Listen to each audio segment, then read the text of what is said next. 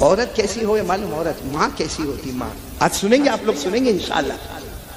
آپ سب نے امام غزالی کا نام سنا ہوگا، ہاں بولو، ارے ہاں بولو نا، سنا؟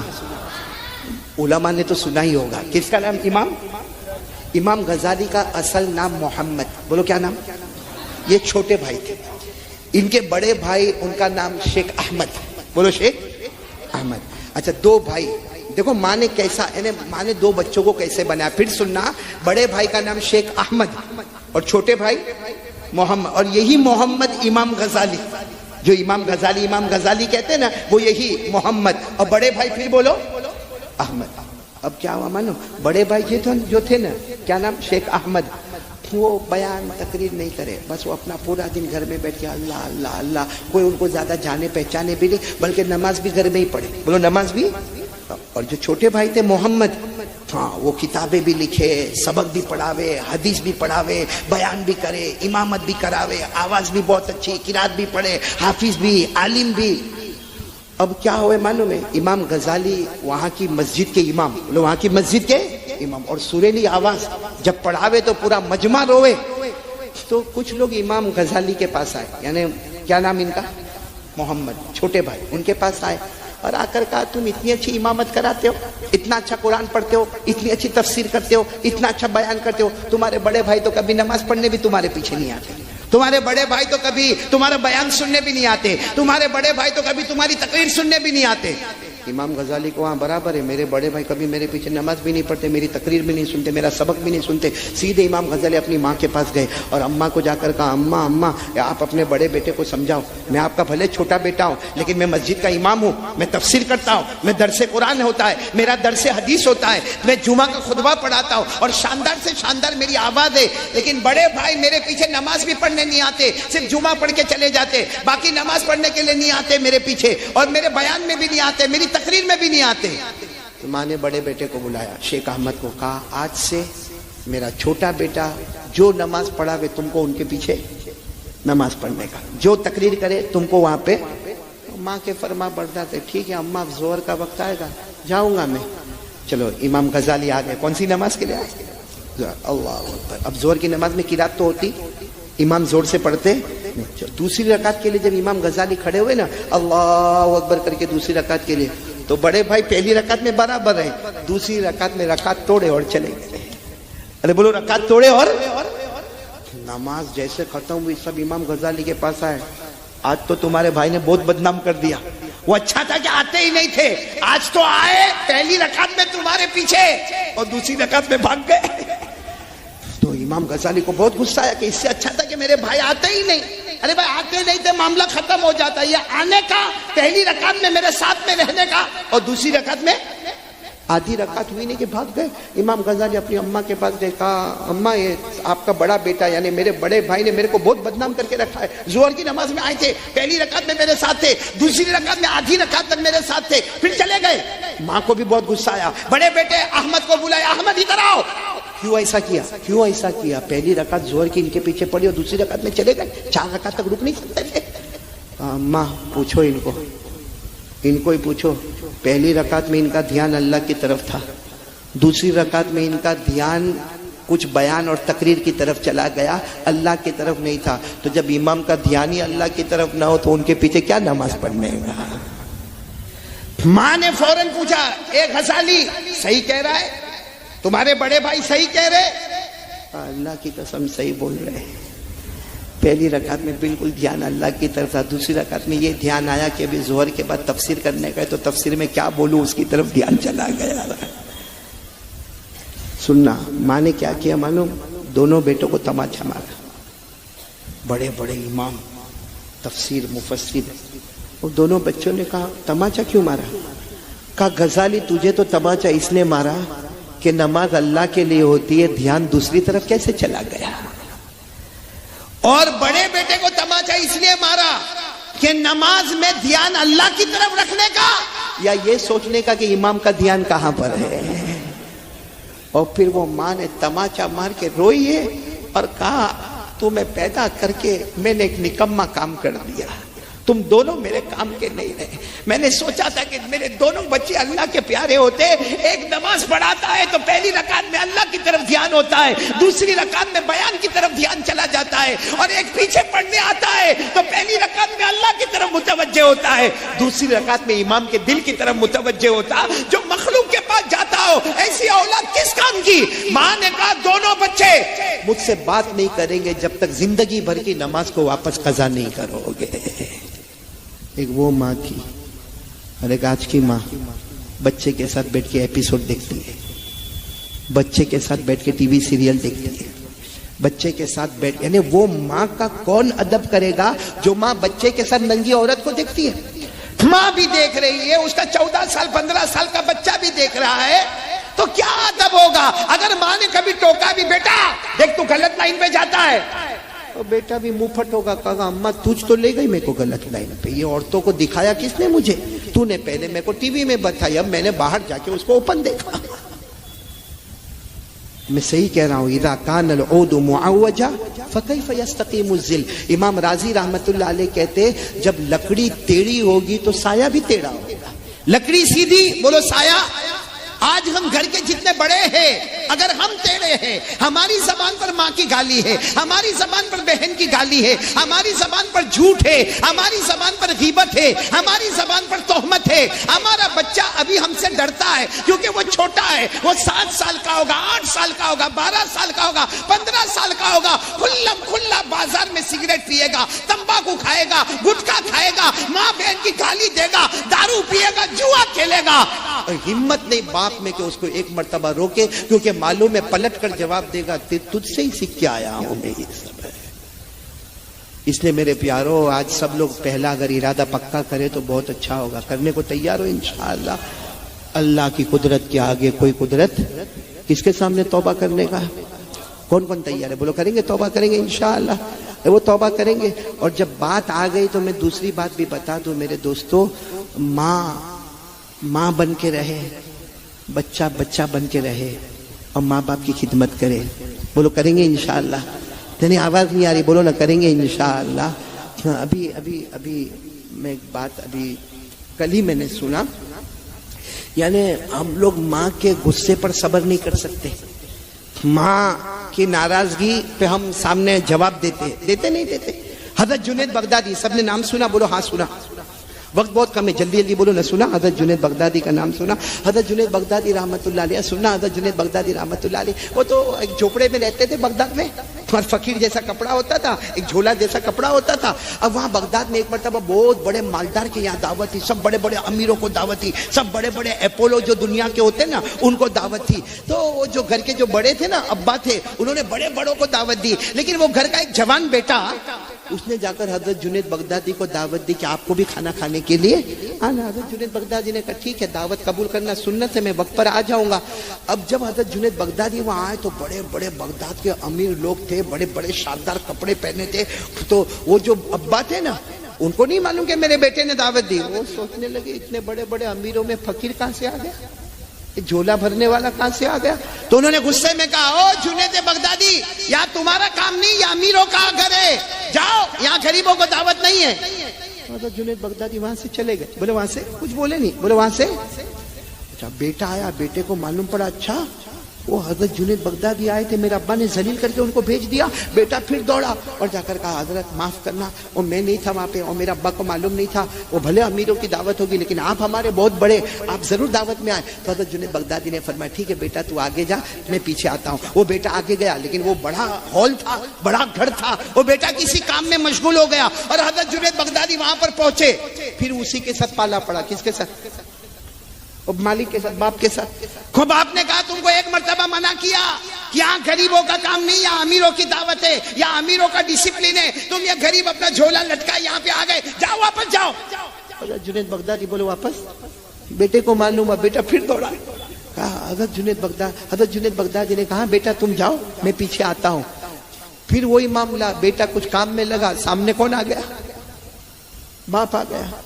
چوتھی مرتبہ تو ایسا ہوا کہ بہت منت سماجت کے ساتھ, لیکن قدرت کا کرنا ایسا کہ باپ کچھ راستے میں نکلا تھا تو راستے میں ہی جنید بغدادی مل گئے. پوچھا کہاں جا رہے ہو؟ کہا تمہارے گھر دعوت میں. تو اس نے کہا تم بھوکے ہو, کھانا نہیں ملتا تم کو, 3 مرتبہ تم کو گھر سے بھگایا, 4تھی مرتبہ آئے. حضرت جنید بغدادی واپس آئے تو حضرت جنید بغدادی کے ایک شاگرد نے کہا حضرت کائے کو اپنے آپ کو ذلیل کرتے ہو, کیا ہمارے یہاں کھانا نہیں ہے, سوکھی روٹی کے ٹکڑے نہیں ہیں, 4 مرتبہ وہاں جانا.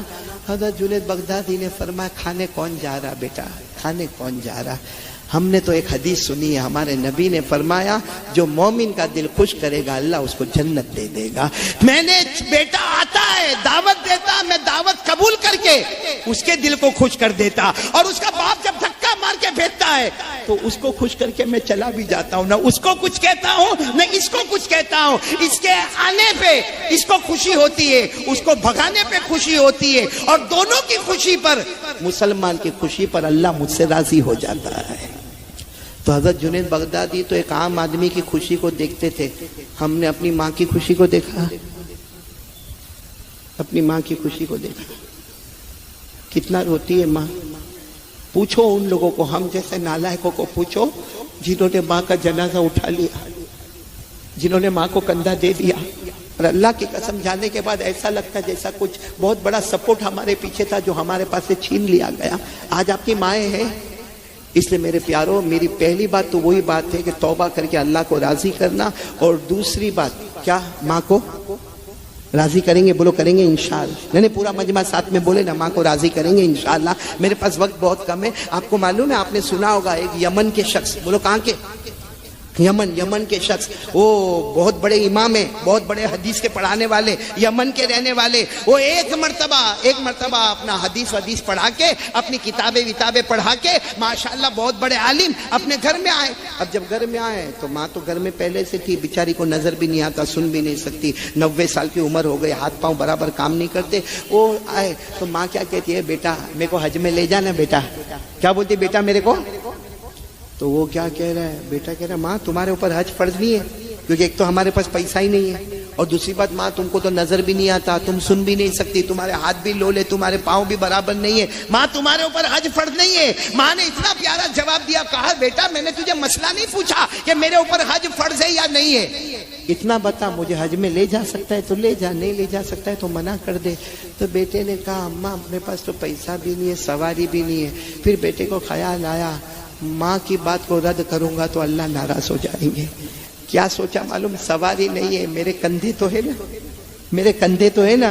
بیچاروں نے کچھ کھانا پینے کا پیسہ جمع کیا, ادھر ادھر سے سب بیچ باچ کے جمع کیا, گھر بیچ باچ کے پیسہ جمع کیا. اور ماں نے کہا سواری کہاں ہے, کہا اماں سواری اپنے پاس گدھا کھچر گھوڑا اونٹ کچھ بھی نہیں, یہ میرے کندھے, ماں بیٹھ جا. اپنی ماں کو یعنی لولی لنگڑی اندھی بہری ماں کو لے کر چلے یمن سے چلے گئے. راستے میں غسل کروانا, راستے میں طہارت کروانا, راستے میں کھلانا, راستے میں پلانا کرتے کراتے 6 مہینے کے بعد مکہ مکرمہ پہنچے, اور بولو الحمدللہ پورا حج اماں کو مکمل کروا دیا.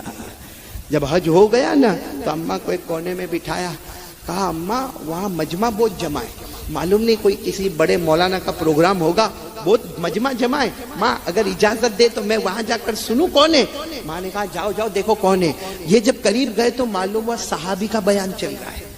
ارے بولو نا, کعبے کے پاس کن کا بیان چل رہا ہے, ایک صحابی, اور صحابی کا نام ہے حضرت عبداللہ ابن عمر.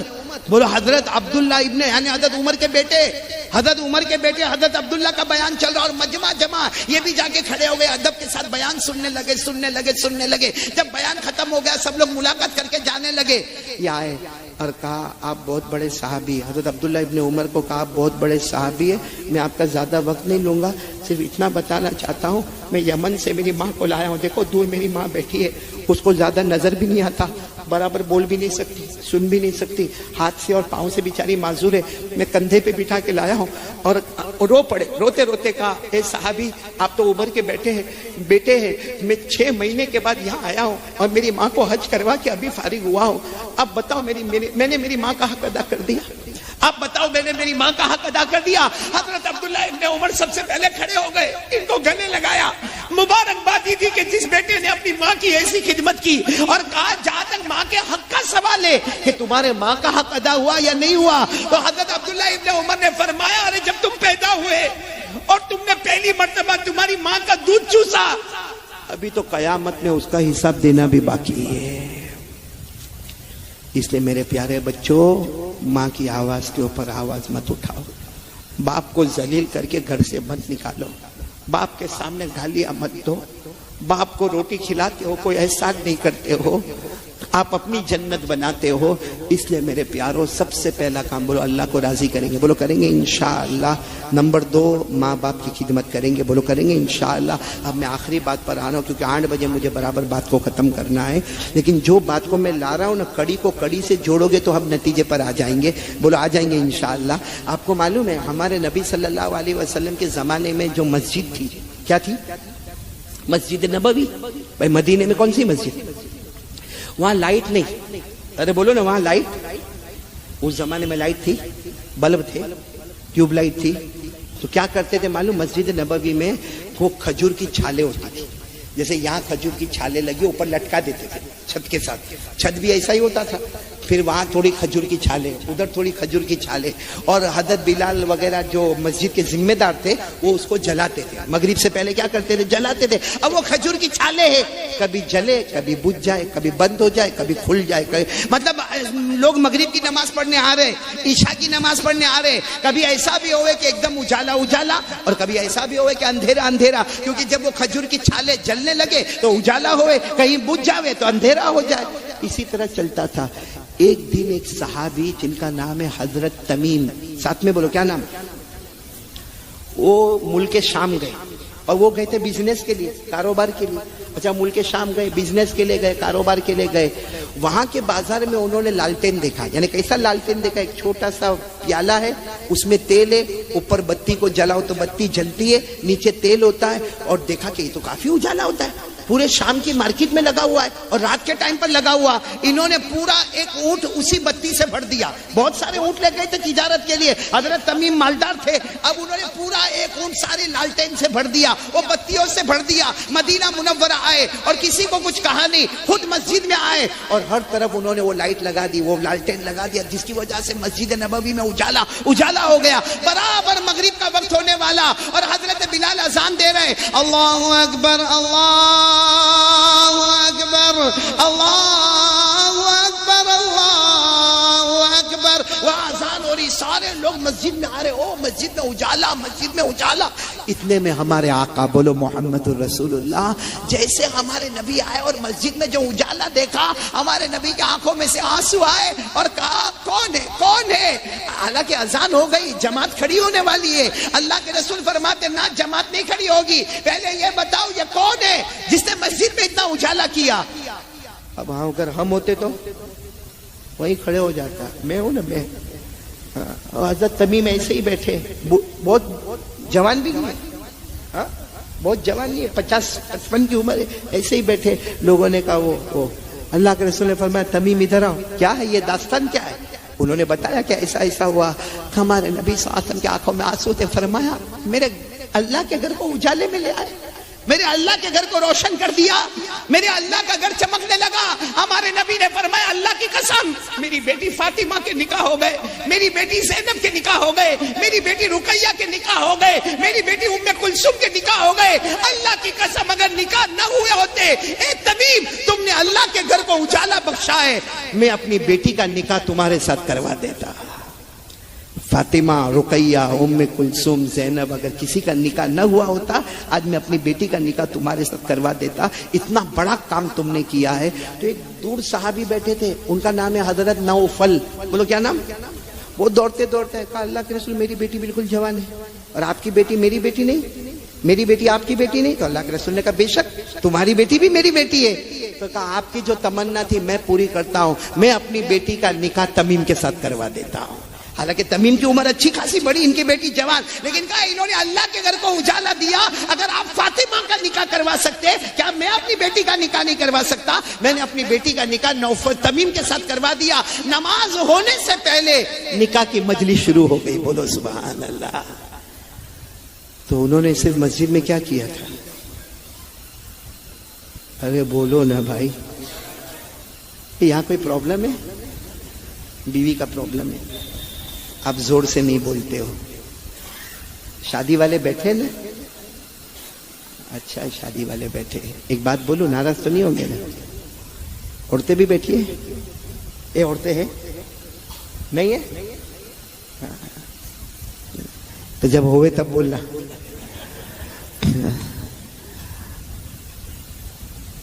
پھر ایک مرتبہ دیکھو وقت بہت کم ہے, 15 منٹ سے 20 منٹ میرے پاس باقی ہے, اور میرے کو ایک بہت اہم پوائنٹ پر آنا ہے. حضرت تمیم نے صرف اللہ کے گھر کو میں نے بولو نا کیا کیا, لائٹ اجالا چمکایا روشن کیا, اس پر ہمارے نبی نے اتنی بشارت دی. اب سوال یہ ہے کہ مسجد بنائی کیوں جاتی ہے؟ اجالے کے لیے نہیں, لائٹ لگانے کے لیے. یہ تو ایک ایکسٹرا ہے, ایکسٹرا. بھائی مسجد میں چلو تھوڑی دیر کے لیے مانو کہ ہماری یہ مسجد میں ابھی لائٹ چلی گئی, عشاء کی نماز پڑھیں گے نہیں پڑھیں گے؟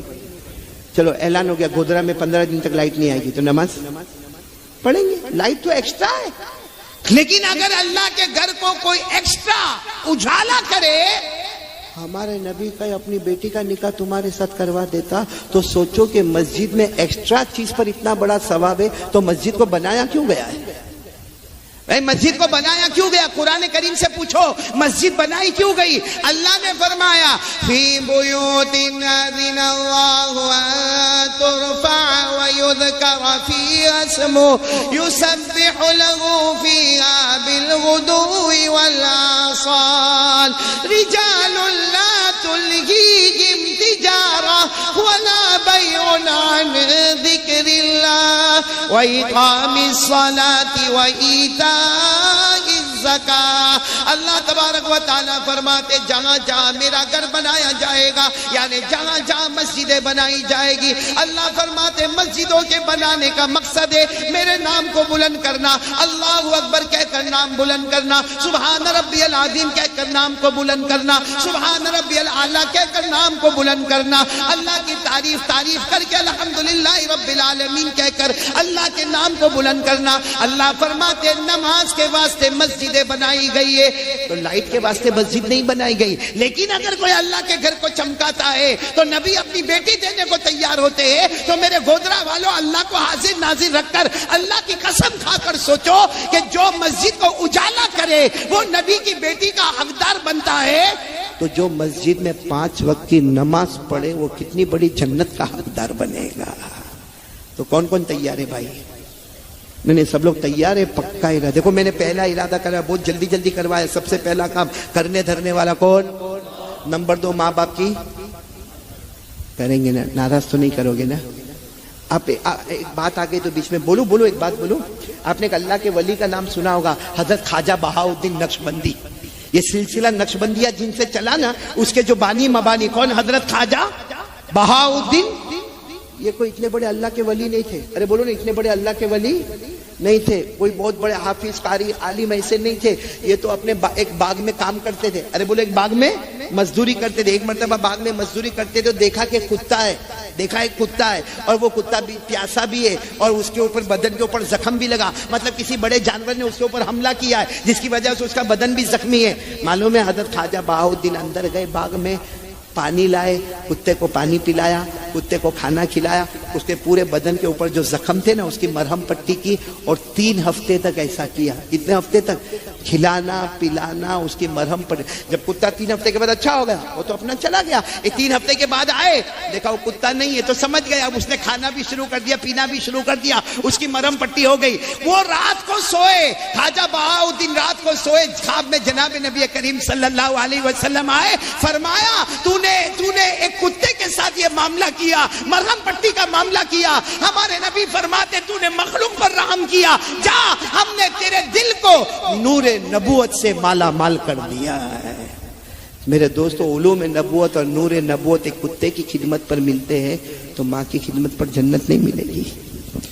اس لیے یہ سب میں آپ کو پوائنٹ سے پوائنٹ بات کر رہا ہوں. اگر میرے پاس لمبا ٹائم ہوتا نا 2-2.5 گھنٹے کا, تو ہم پورا بیک گراؤنڈ میں جاتے, پھر واپس یہاں پر آتے. لیکن میں نے پوائنٹ ٹو پوائنٹ آپ سے بات کی ہے. اب ایک آخری بات کر رہا ہوں, اور اس کے بعد ہم سب دعا کریں گے انشاءاللہ. بولو نا, اللہ کو راضی کریں گے؟ نہیں, کورونا چلا جائے گا. اور نہیں راضی کرو گے, 2 رمضان سے مسجد میں تالے لگتے, 2 رمضان سے تراویح گھر میں ہوتی ہے, 2 رمضان سے عید کی نماز گھر میں ہوتی ہے. بلکہ ابھی تھوڑی دیر کے لیے کھلا, اللہ راضی ہوئے, پھر لگتا واپس اللہ ناراض ہو گئے. یہ ہم لوگ بیٹھے, کتنے لوگ تمنا کرتے ہوں گے 2 سال ہو گئے کسی آنکھ نے کعبے کو دیکھا نہیں ہے. کسی ہونٹ نے حجر اسود کو چوما نہیں کہ ہمارا یہ ناپاک پاؤں آپ کا نہیں، میرا ناپاک پاؤں 2 سال ہو گئے، ورنہ ہر سال جانے والا یہ پاؤں اتنا ناپاک ہو گیا کہ مدینے کی پوتر زمین پر جانے کی پرمیشن ہی نہیں ملتی ہے۔ یہ ہمارے گناہوں کی نحوست ہے، لیکن وہ اللہ بہت کریم ہے۔ ارے بیوی کو راضی کرنے میں ٹائم لگے گا، ماں کو راضی کرنے میں ٹائم لگے گا، اللہ کو راضی کرنے میں ٹائم۔ اللہ اتنا کریم، ایک بات بتا کر بات ختم کرو۔ آپ کو معلوم ہے ایک جہنمی جہنم میں ہوگا، بولو ایک جہنمی جہنم میں ہوگا، بالکل کالا کالا ہو گیا ہوگا، کالا کلوٹا ہو گیا ہوگا، تب گیا ہوگا، جل گیا ہوگا۔ معلوم ہے اللہ اس کو جنت میں کیسے شان سے لائیں گے۔ وہ جب جہنم کے کنارے آئے گا، بولو کہاں پہ آئے گا؟ جہنم کے کنارے، پورا کالا کلوٹا جلا ہوا تپا ہوا بدبو والا ہوگا۔ اللہ اس کو ایک درخت بتائیں گے، کیا بتائیں گے؟ تو وہ وہیں جہنم میں کیا کہے گا معلوم؟ اللہ بہت جلا، اللہ بہت تپا، اللہ بہت تکلیف ہوئی، اللہ میں تجھے جنت تھوڑی مانگتا ہوں، یہ سامنے درخت ہے نا اس کے سائے میں میرے کو پہنچا دے، اللہ وہی میرے لیے جنت ہے۔ تو اللہ فرشتوں کو کہیں گے پہنچا دو اس کو۔ وہ جہنم سے نکلے گا، پہلے تو دھلایا ہو جائے گا، اس کے بعد اس کو درخت کے نیچے، جیسے وہ درخت کے نیچے ابھی تھوڑی دیر بیٹھے گا نا، حدیث میں اس کو ایک اور درخت دکھے گا، اس پہ پھل لگے ہوئے ہوں گے۔ کیا لگے ہوں گے؟ تو کہے گا اللہ وہاں پہنچا دینا۔ تو اللہ کہیں گے تو نے تو کہا تھا مجھے کچھ نہیں چاہیے، بس یہ درخت دے دو، آگے کچھ بھی نہیں۔ کہا اللہ ہو گیا اللہ، لیکن اللہ اب وعدہ، وہ درخت کے نیچے چلا گیا، فروٹ بھی ملے گا اور کھانا پیٹ میں جائے گا، پھر مجھے کیا ضرورت ہے اللہ، اس کے بعد میرے کو کچھ نہیں چاہیے۔ اللہ فرشتوں کو کہیں گے وہاں پہنچا دو، وہ درخت کے ابھی تو تھوڑی دیر وہاں بیٹھے گا، ایک آدھ پھل کھائے گا، ایک اور درخت دیکھے گا جس پہ پھل بھی اور نیچے ٹھنڈا ٹھنڈا پانی بھی ہے، نہر بھی ہے۔ کہے گا اللہ کہیں گے جھوٹا، ابھی وعدہ ہوا تھا کہ اب اس کے بعد کچھ نہیں مانگو گے۔ کہا اللہ آخری چانس، ایک بار کھانے پینے کا انتظام ہو گیا، پھر کیا چاہیے اللہ؟ اللہ فرشتے کو کہیں گے وہاں لے جا، یہ جو درخت کے پاس جائے گا وہاں نہر ہوگی، سامنے جنت کا دروازہ ہوگا۔ اب جنت کی میوزک، بولو سبحان اللہ، جنت میں حوروں کا گانا، ارے ہاں بولو نا، یہاں کی عورتیں پر جو بے شرم عورتیں پر ہم مرتے تو وہ پاک حوریں تو پاک ہوگی کہ نہیں ہوگی؟ کسی نے چھوا ہوگا حوروں کو؟ بھائی ہماری حور کو کوئی ٹچ کرے گا؟ یہاں تو بازار میں کتنے یوں مار کے نکل جاتے ہیں۔ ہماری حوریں کیسی ہوگی؟ لم یطمثہن انس قبلہم ولا جان فبأي آلاء ربكما تكذبان۔ ہماری حور کو نہ کسی انسان نے چھوا ہوگا نہ جنات نے چھوا ہوگا، تو ہم ایسی بے تکی پر مرتے ہیں۔ تو وہ تو درخت میں پھل بھی ہے، نہر بھی ہے، لیکن سامنے کیا ہے؟ جنت کا، اور جنت کے اندر سے حوروں کی آوازیں آ رہی ہے، گانے کی آواز آ رہی ہے، میوزک کی آواز آ رہی ہے، اور ایک آدھ حور کا چہرہ بھی اللہ دکھائے گا۔ تو یہاں تو بس میں بھی ایک دوسرے کو دھکا مارتے، سوچتے کب ڈرائیور بریک مارے، اس کے بریک سے پہلے تو اس کا بریک لگتا ہے۔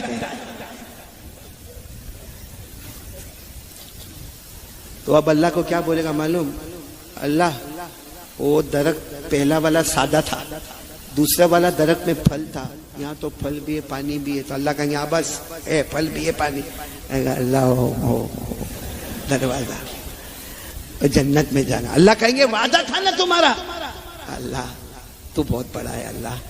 اس وقت اللہ کہیں گے میری عزت کی قسم، میرے جلال کی قسم، میری بڑائی کی قسم، جتنی میں نے دنیا بنائی نا اس کو ڈبل کر کے جنت بنا کے میں تیرے حوالے کر دیتا ہوں۔ یعنی پوری دنیا کروڑوں ابجوں کی آبادی وہ پوری دگنا کر کے جنت بنا کے تیرے حوالے کرتا۔ اب یہاں وہ روئے، بولو اب یہاں وہ جب یہ سنے گا نا کہے گا اللہ کیوں میرا مذاق کرتا، اللہ میرے کو تو ایک چھوٹی سی جنت دے دے گا تو بھی چلے گا، اللہ کیوں میرا مذاق کرتا۔ جب حضرت عبداللہ ابن مسعود نے یہ جملہ فرمایا نا تو حضرت عبداللہ ابن مسعود ہنسے، تو سب نے پوچھا آپ ہنس کیوں رہے؟ کہا اسی جملے پر میرے نبی بھی ہنسے تھے، بولو سبحان اللہ۔ اور ہم نے نبی کو پوچھا تھا آپ کیوں ہنسے؟ تو کہا اسی جملے پر میرا اللہ بھی ہنسا تھا، بولو سبحان اللہ۔ اللہ کیسے ہنسے؟ کما یلیق بجلالی و شانی، لیکن اللہ نے فرمایا یہ میری قدرت کا خزانہ ہے، میں جس کو چاہتا ہوں بغیر حساب کتاب کے دیتا ہوں۔ کوئی بندہ جہنم میں جانے کے بعد بھی مجھ سے مانگتا ہے تو جنت کا دروازہ کھولتا۔ تو ہم تو الحمدللہ جہنم میں گئے نہیں، ابھی سے مانگے تو اللہ کتنا بڑا جنت کا دروازہ کھول دے گا۔ اس لیے میرے پیارو سب مل کے توبہ کریں. بولو کریں گے نا انشاءاللہ. تو یہ کچھ باتیں میں نے آپ کو بتائی ہے, آپ اللہ کو راضی کریں گے. بولو کریں گے انشاءاللہ. میں تمام علماء کا شکریہ ادا کرتا ہوں جو یہاں پر آئے ہیں. اس میں سب سے یہاں جو علماء آئے ہیں اس میں ہمارے قاری اسماعیل صاحب. کون ہے قاری اسماعیل صاحب؟ اور اسی طرح قاری شاہد صاحب آپ ہیں ماشاءاللہ. اور مولانا محبوب صاحب تو نہیں آئے, مولانا محبوب صاحب. اور حافظ شعیب صاحب آپ ہیں ماشاءاللہ. اور ہمارے مفتی ہارون بھی نہیں آئے نا کوئی جی. ہاں بس اللہ اللہ ان کے ہمارے بہت پیارے دوست مفتی ہارون. اور میرے کو ایک بہت بڑے غم کے ساتھ ایک خبر دیتا ہوں, آپ کے گودرا کے لیے نہیں بلکہ پوری دنیا کے لیے ایک افسوس والا معاملہ جو آیا. ہمارے ایک بہت بڑے عالم ربانی فیض سبحانی حضرت مفتی ابراہیم اچھودی, جو صرف یوں کہو کہ ایک عالم نہیں تھے, ایک عالم تھے. عالم نہیں تھے, عالم تھے. راتوں کو رونے والے تھے, اللہ کے سامنے گڑ گڑانے والے تھے. اور سمجھنا چاہیے جب ایسے اچھوں کو اللہ اٹھا دیتا ہے نا, اس کے بعد ہی اللہ کا عذاب آتا ہے, اس کے بعد ہی آزمائشیں آتی ہے. اس لیے ہم سب مل کے دعا کریں کہ اللہ ان کے صدقے ہماری مغفرت فرمائے, اللہ ان کی روح کو اعلی علیین میں پہنچائے, اللہ کروٹ کروٹ ان کی مغفرت فرمائے, اور اللہ پسماندگان کو صبر جمیل عطا فرمائے, اور اللہ مفتی ابراہیم اچھودی کا نعم البدل ہمارے گودرا کے جوانوں میں عطا فرمائے. تو ایک تو اعلان میرے کو یہ کرنا تھا, ایک تو علماء کا شکریہ, آپ تمام کا شکریہ. اور ایک میرے کو اعلان یہ کرنا ہے کہ اب جو حالات آ رہے ہیں, گائیڈ لائن آ رہی ہے, سوشل ڈسٹینس آ رہا ہے, ماسک آ رہا ہے, اور وہ آ رہا ہے رات کو 9 بجے بند کرنا نہیں, یہ سب قانون آ رہے ہیں ہماری سیفٹی کے واسطے جو قانون آ رہے ہیں. ان سب چیزوں سے ہم کو بچنے کے لیے کیا کرنا ہے؟ تو میرے پیاروں اس کے لیے سب سے اچھے 2 درود ہیں. کتنے درود؟ ایک درود ابراہیم, بولو پڑھیں گے انشاءاللہ. ہم نماز میں تو درود ابراہیم پڑھتے ہیں نا, یہ درود ابراہیم میں وہ پاور ہے, وہ طاقت ہے. معلوم ہے ہمارے آقا صلی اللہ علیہ وسلم کی طرف سے 100 سے زیادہ درود صلاۃ و سلام ہم کو ملے ہیں, لیکن جب ہمارے نبی صلی اللہ علیہ وسلم کو پوچھا گیا آپ کو سب سے زیادہ کون سا درود پسند ہے, تو ہمارے نبی نے درود ابراہیم ہی کہا. اور آج ہماری نماز میں جہاں جاؤ, جس مسجد میں جاؤ, درود کون سا پڑھا جاتا ہے؟ درود ابراہیمی. اور ایک اور درود ہے وہ ہمارے نبی صلی اللہ علیہ وسلم نے بیان نہیں کیا, لیکن وہ مقبول درود شریف ہے. دیکھو جو ہمارے نبی بیان کرے وہ مسنون, اور جو کوئی اللہ کے ولی خواب میں دیکھ کر بیان کرے وہ مقبول. اس درود کا نام ہے درود تنجینا اور تنجینا. تنجینا بھی کہتے, تنجینا بھی کہتے. یہ 2 درود میں ایسے آپ کے پاس کارڈ میں چھپا کے لایا ہوں کہ ایک طرف درود ابراہیم اور دوسری طرف درود تنجینا, یہ دونوں میں ساتھ میں لے کر آیا, اور تقریباً 500 کارڈ لے کر آیا ہوں. اس لیے لے کر آیا ہوں کہ میرے گودرا والوں اپنی نمازوں کا اہتمام بولو کریں گے انشاءاللہ. ایک اللہ کی قدرت پر بھروسہ, بولو سبحان اللہ. ماں باپ کی خدمت, بولو سبحان اللہ. لوگوں کے ساتھ گالی گلوج نہیں کرنا, ایپیسوڈ میں نہیں پڑھنا, موبائل کے خطرے میں نہیں جانا. موبائل رکھو اپنے پاس, موبائل میں تقریریں رکھو, قرات رکھو, نظم رکھو, نعت رکھو. آج کا ایجوکیشن, آج کا ہسٹری, جغرافی, میڈیکل سائنس, سارے موبائل کو علم سے بھر لو. جو موبائل کل تک جہنم میں لے جاتا, آج وہ موبائل ہم کو جنت میں لے جائے گا. اس لیے موبائل رکھنے کو منع نہیں کرتا, موبائل رکھو, کیونکہ موبائل بہت بڑا فائدے کی چیز ہے, لیکن نقصان والا اس کو مت بناؤ. اور ہاتھ جوڑ کے کہتا ہوں یہ ارطغرل والا ایپیسوڈ بند کرو, یہ لعنت ہے, حرام ہے, حرام ہے. کوئی چاہے اس کو کتنا بھی اسلامی نام دے, مگر وہ اسلامی نام سے اسلام بننے والا نہیں. ہمارے نبی صلی اللہ علیہ وسلم نے فرمایا ایک زمانہ آئے گا لوگ شراب پیئیں گے مگر نام بدل بدل کے شراب پیئیں گے. کوئی اس کو ٹونک بول دے گا, کوئی اس کو یہ بول دے گا کہ اس میں ول پاور بہت اچھا ہے, کوئی کہہ دے گا کہ اس میں اسٹرینتھ بہت اچھی ہے, کوئی کہتا ہے اس میں اسٹیمینا بہت اچھا. مگر شراب شراب ہے, حرام حرام ہے, اس کو کوئی حلال نہیں کر سکتا. اس لیے میرے پیاروں موبائل کی لعنتوں سے بچو, ماں باپ کی خدمت کرو. اور کون کون تیار ہے نماز کی پابندی کے لیے؟ ہاتھ اوپر کرے. کب سے شروع کرو گے؟ ابھی عشاء سے انشاءاللہ. تو ہاتھ اوپر کر کے بولو انشاءاللہ. بولو ابھی عشاء, بولو انشاءاللہ. یہاں سے موت کی شام, بولو انشاءاللہ. سب گناہ ہو توبہ کرے, لیکن نماز قضا نہیں. بولو نا نماز قضا. نماز اتنی پاور والی چیز ہے کہ شیخ عبد القادر جیلانی فرماتے جو نماز جان بوجھ کے چھوڑتا نا, شیخ عبد القادر جیلانی غوث پاک اللہ کے ولی قسم کھا کر کہتے میرے کو ڈاؤٹ ہے اس کو موت کے وقت اسلام نہیں ملے گا, اس کو کلمہ نہیں ملے گا. تو کائے کو ایسا کرنے کا میرے پیاروں؟ کریں گے, بولو کریں گے سب انشاءاللہ. تو میں پھر ایک مرتبہ کہوں گا یہ کارڈ تقسیم ہوگا. کن کو کارڈ دیا ہے؟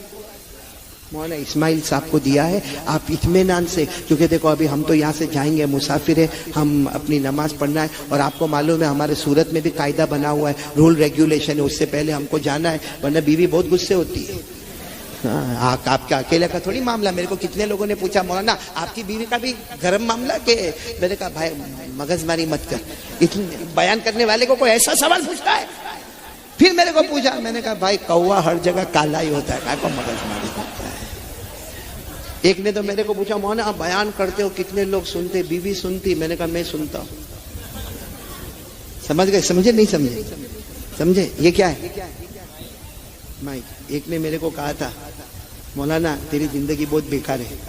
میں نے کہا کیا بگاڑا بھائی تیرا؟ تو کہتا ہے کیا زندگی ہے؟ میں نے کہا کیا ہوا کیا؟ کہا باہر آؤ تو مائک، گھر میں جاؤ تو وائف۔ میرے کو کہا تیری زندگی دو کے بیچ میں چلتی ہے، جب تو باہر ہوتا ہے تو مائک کے سامنے، گھر میں جاتا ہے تو میں اکیلا۔ آپ کا بھی تو وہی حال ہے۔ میرے کو کہتا ہے کہ مولانا تمہاری زندگی بٹوین مائک اینڈ وائف، یعنی ایک طرف مائک ایک طرف۔ میں بھی بولا یار تو بہت ہوشیار ہے، کتنا اچھا جوڑا تو نے مائک اور وائف۔ وہ گیا نا 10 منٹ کے بعد میری بتی جلی، اس کو واپس بولا ادھر آ۔ میں نے کہا تو کیا بولا میرے کو؟ بولتا کیا بولا؟ قاری احمد علی تم مائک اور وائف۔ میں نے کہا نا، مائک کے سامنے میں چلاتا ہوں۔ آپ لوگ بھی سمجھ گئے ہوں گے سر۔ اب یہ مائک سسٹم خراب ہو نا، میں پہلے کہوں گا بھائی سورت سے میرے کو بلایا، مائک سسٹم خراب ہے، اٹھا کے پٹک دے۔ وائف کا سباؤ خراب ہو تو پٹکنا تو دور کی بات۔